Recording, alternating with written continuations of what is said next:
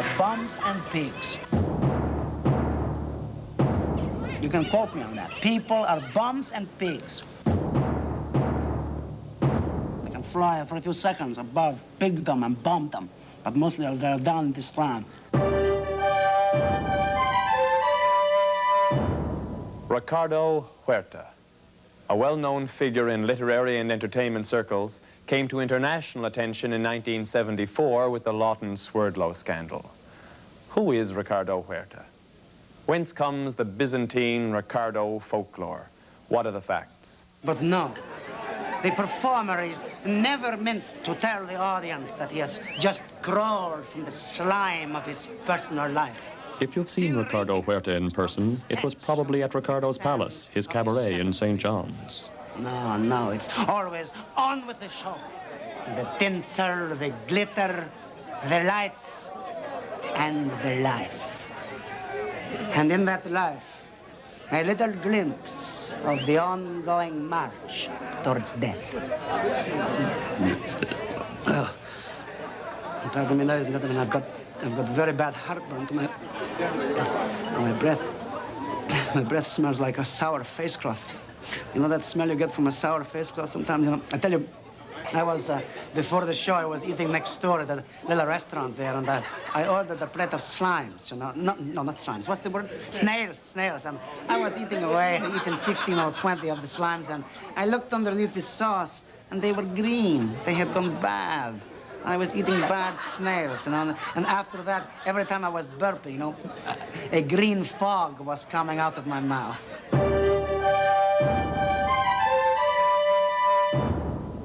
Tonight on Concepts, we try to examine a few chapters in the sprawling, undisciplined, and some might say magnificent life that is Ricardo Huerta's. Dance is my whole life. I live for the dance. Ricardo is not a dancer. Ricardo has never had anything to do with dance in his entire life. I once had a fist fight with him at a bar. But as everyone knows, my health has been failing. And now, film has become my passion. The film. The film, it's my whole life. Okay, roll sound, please. Speed. The star of Ricardo's film is an unknown actress, Stephanie Holden. Get up off on that floor, you scum-sucking pig. Cut! Beautiful, Stephanie, beautiful. That was fantastic. Beautiful. Stephanie is a gem. She is a jewel. She's dripping with talent. Stephanie, I want a little more breast in this side of the shot, okay? Take your shirt down a little bit, okay? I thank God every day for the miracle of Stephanie Holden.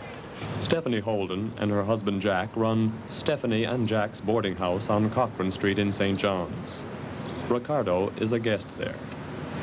To discover that there is this talent, this Stephanie, right in my own boarding house. And she is my landlady. Well, I knew the time had come to make my film. While filming proceeds in the basement of the boarding house, Jack Holden remains surprisingly blasé about the creative activities of his wife and Ricardo. If you've seen, boys, much human garbage as we gets going through here, compared to them, Ricardo is a gentleman, right? You wouldn't call him a gentleman now outside of here, right? I don't know what you call him. Most people freaks right out when they sees Ricardo. Mom don't come by here at all anymore without she calls up first. Make sure he's not here, right? Ever since she saw him in his shiny dressing gown drinking his Uzi, right? She couldn't go that at all. Ricardo speaks of Jack. Jack is a fantastic man. He is a gem.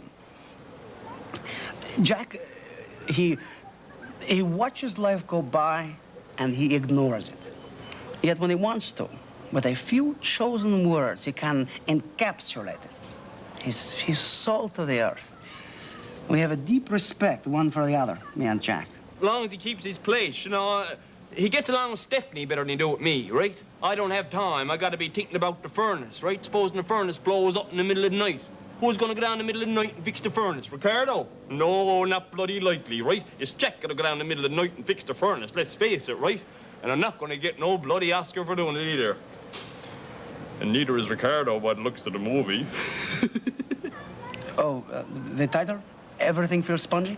Well, you know that feeling you get sometimes when you drink a whole lot of beers, like maybe you drink 15 or 20 beers and, you know, you're feeling kind of woozy, and then maybe you eat some bad hamburger meat and you're feeling like, oh, you're so sick, you know, and you want to actually get sick, but you know that to have the food pass up through you again, it might kill you.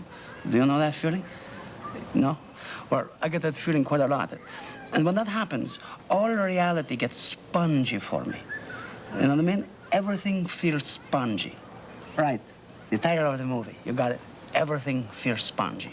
Cut. More makeup, please. Ricardo Huerta, the filmmaker as artist. On the breasts. More dirt on the breasts. Okay, that's good. Whence comes this creativity? Or for that matter, whence comes Ricardo? Action! Yes, I am a gypsy. It's quite true. But we were very strange gypsies. Every week we seemed to join a different traveling group. We were renegade gypsies. Even the gypsies called us gypsies. I can remember sometimes, late at night, my gypsy mom and pop, they would get drunk on the fiery red gypsy wine. And my gypsy pop would stand my gypsy mom up against the caravan, and he would spend the whole night throwing knives at her. And then as the morning came and the sun rose like a boiling peach in the sky, they would dress me up as Francois, the little crippled clown. And I would sing my song. Let them laugh, let them smile, let them chuckle a while. I don't care, I'm a clown.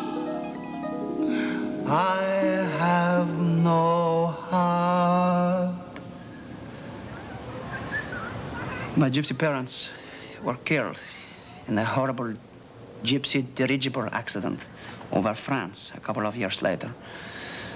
They were exploded all over the country. We spent months picking up the pieces. It's very sad for me to remember now. Yet in 1961, Ricardo was publicly confronted by talk show hostess Betty Brink with the evidence proving he is a Newfoundlander. 20 people who say that you've never left Newfoundland, let alone been to Italy. His accent contrived, his biography a hoax. People who went to school with you, who say that your name is Richard Reardon and you grew up on Bully Street. Now, I want an explanation. Betty, please. Let me tell you a little something about people. Oh, don't excuse me, sir. Don't tell me about people, sir. Betty. You're a fake. Oh, Betty, people, please. you're a sham. And I'm sorry, I want you off my set. Oh, Betty, please, please. I'm sorry, calm down, sir. Betty, The show is over for you. It's Betty, over. you know something? Go on, Betty, please. Betty, Go. Betty, let me tell you something. Let me tell you something. At this very moment, you remind me so much of the women of Tuscany. The beautiful women. What are you doing? Betty, please. Oh, Betty. Oh. Okay, I was born as Richard Reardon in St. John's, Newfoundland. But when I was 5 years old, I was selling hockey tickets in front of Woolworths in St. John's, and I was stolen by the gypsies. There I was, one day selling hockey tickets. With the public humiliation behind him, Ricardo carries on. In 1962, he produces a wildly innovative program for CBC Radio. Welcome, Newfoundlanders, to Knitting Corner. This week we are knitting a child's lacy cardigan sweater using Husky Chunky Knitting. Later on, we will be playing Guess What We Are Knitting. But now, get your needles ready. Our knitter this week is Miss Carmela Publicover. Take it away, Carmela. With number 4.5 needles. This spot was vacant, apparently, and there was a vacuum, so to speak, and I sucked them in. I mean, together we were sucked into the vacuum. Well, the show was canceled after one broadcast. In fact, they stopped the show in the middle and went to recorded music. Typical, huh? People, my friend, are bums and pigs. You can quote me on that. People are bums and pigs.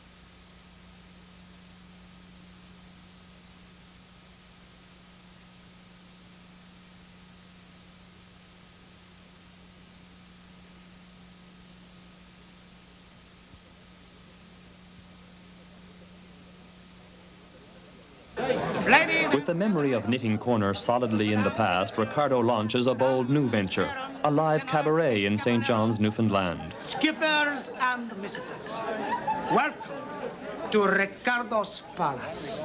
Why do people say my ideas are outlandish? I mean, the idea for Ricardo's Palace was a fabulous one. A real international style cabaret right in St. John's. And now, ladies and gentlemen, to start the ball rolling tonight, the fantastic, the amazing, and the multi-talented Miss Amanita Muscaria. My hombre del mundo, my man of the world. If I take out a bando, I'll take it out on you. Bum, bum, bum, bum, bum, bum. Even with those pimples on your big fat nose, you're as close to me as my pantyhose. You're my pajamas. Yeah, what more can I say?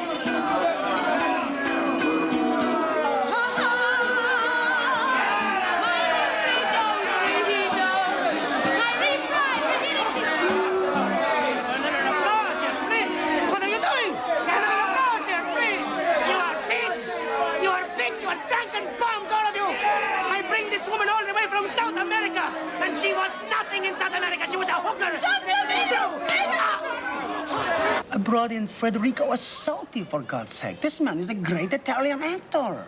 I mean, he's not great now, but I mean, what, 25 or 30 or 50 years ago, he was great. I mean, he was good.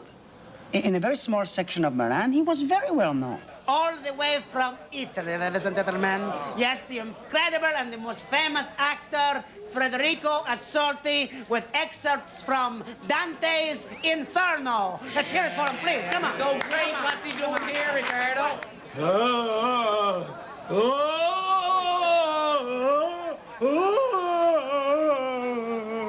Demons and guarding gargoyles, take your hands off of me!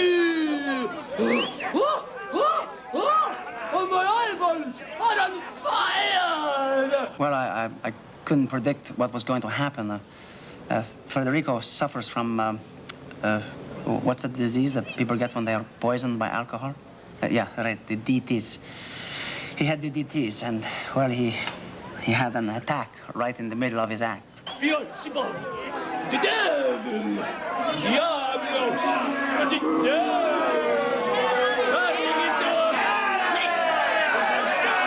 snakes up me, get those snakes up me, Ricardo, look on, Ricardo. spiders, Spider-Man brain. Usually this condition helped him, you know, it actually helped him to express the horrors of hell in the scene. But unfortunately, he had to achieve that delicate balance between alcohol and art, you know? I mean, this is a problem that a lot of Newfoundland artists have. I mean, you'd think they'd understand. But no. Undaunted No, by the club's shaky beginning, no Ricardo giving, continued to you know, present that his brand of lasts. international entertainment. Ladies and gentlemen, from Australia, Mel Wanamaker. Take it away, Mel. Let's hear it. Come on, come on. Down applaud, just throw money. Only kidding, only kidding. I like applause as much as the next guy. So put your paws together, girls. Mel Wanamaker is more than a comedian. He is a satirist of the first order. All right, I need 3 volunteers, okay? You, and you, Lassie in the front row. All right. Now you hold the bag, you hold the ball, and you hold the stick, Rin Tin Tin. Think you can do that? Oh, yeah, I can even Wouldn't try make to you stick think right down twice here. about Come abortion on, control. Right now, right down here. Come on. Shoot. Right now. So the ugly, stupid little... Well, we had to close the place in the middle of the 4th night because the audience were bums. They were drunken bums. Anyway, a fist fight broke out and the pigs closed the place. But the failure of Ricardo's Palace was not the worst of Ricardo's problems. For in 1974, he produced a television program which almost led him to the gates of the federal penitentiary. And now, ladies and gentlemen, the Reverend Lawton Swerdlow. Thank you, Ricardo. Hello. I am the Reverend Lawton Swerdlow, and this is my wife, Bunny. Say hello, Bunny. Hello, hello, hello, hello. I am the Mrs. Bina Swerdlow. And I am the darling daughter, Dinah. Thank you. Today, friends, I want to discuss with you that much disputed topic, the love of the neighbor. Let her go for the Lord, Lawton. Praise be, Bina. While relaxing last week on a Christian beach, I could not help over-noticing the preponderance of fashionable beachwear. Myself and Mrs. Swerdlow, who were muffed up to the eyebrows at the time, found it a little ironic that there, on a Christian beach, the devil's flesh would find such exposure. I trusted him. I mean, he made me believe in God, for God's sake.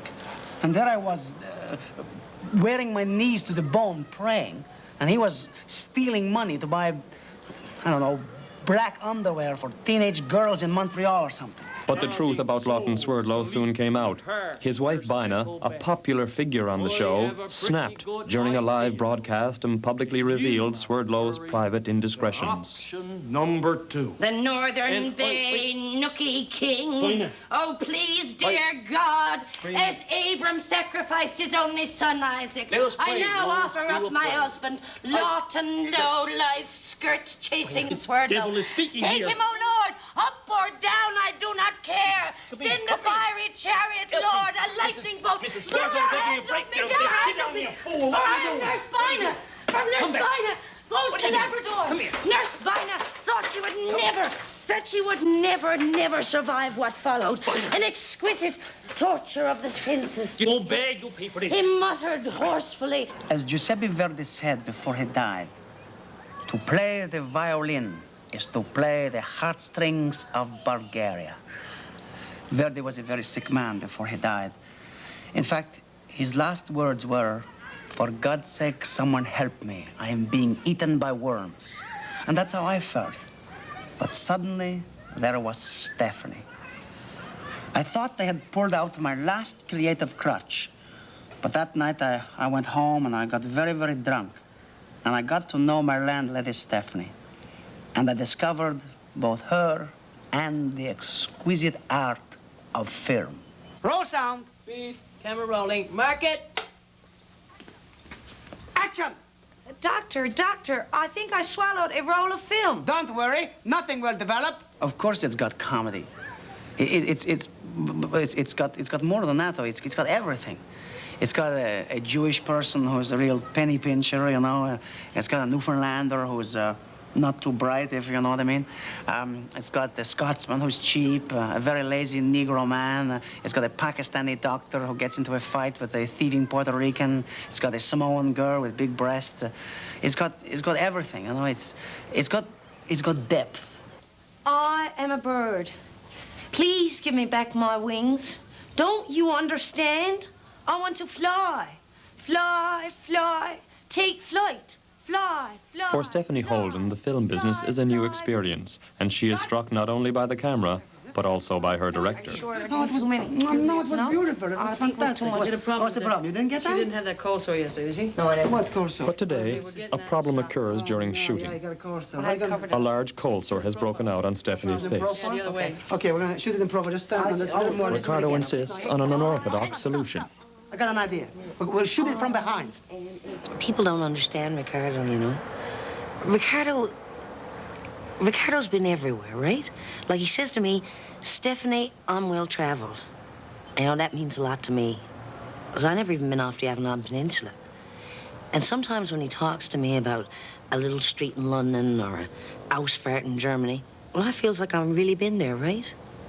Oh, Ausfahrt is a German word for exit on a highway. I'm telling you to shoot it from behind. I move the camera over there. I don't care if you can make it or you can't get it together. I want a shot from behind. Stephanie, turn around. You're gonna shoot it from there. You're not gonna shoot it? I am a bird. You're not gonna shoot it? Okay, I'll shoot it myself. Get away from the camera.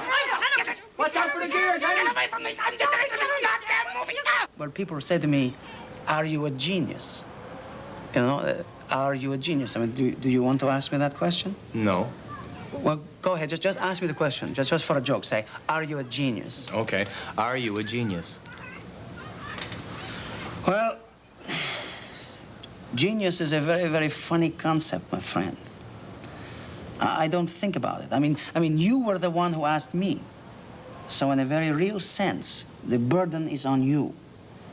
I don't think about it. I mean, other people say, I am a genius. I mean, you just said it now.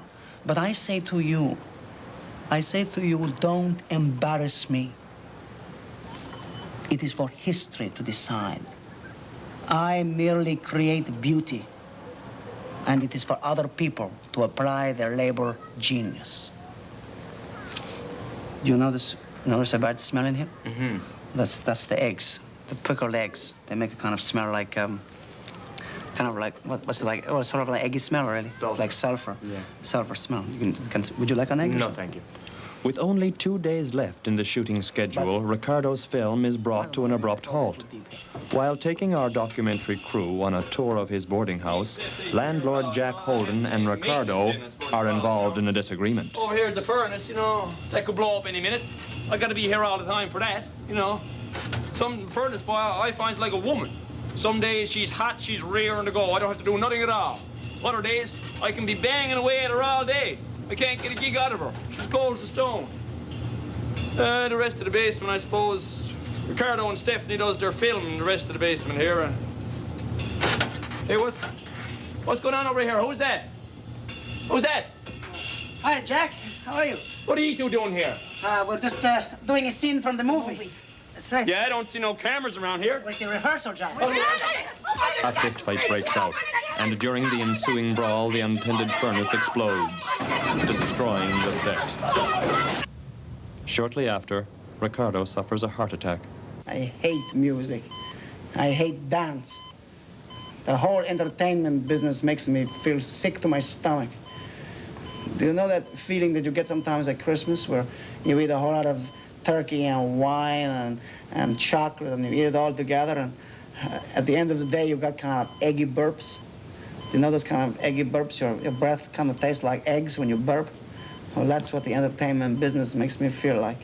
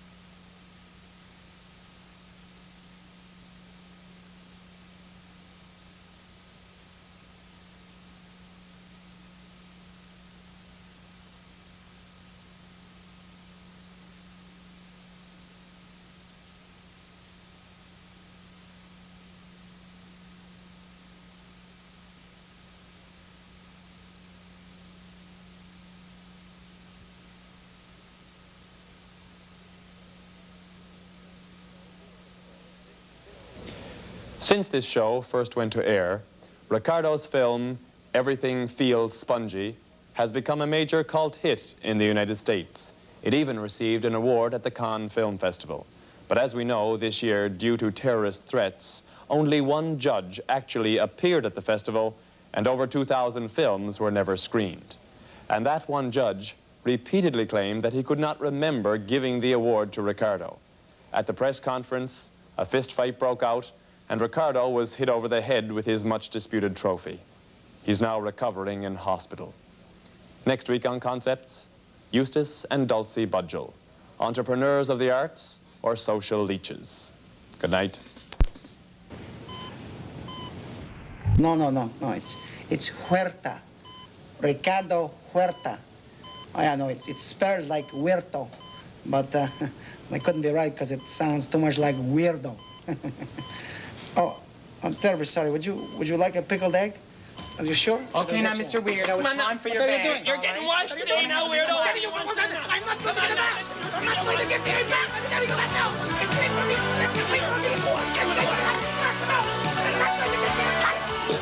I was ahead of my time.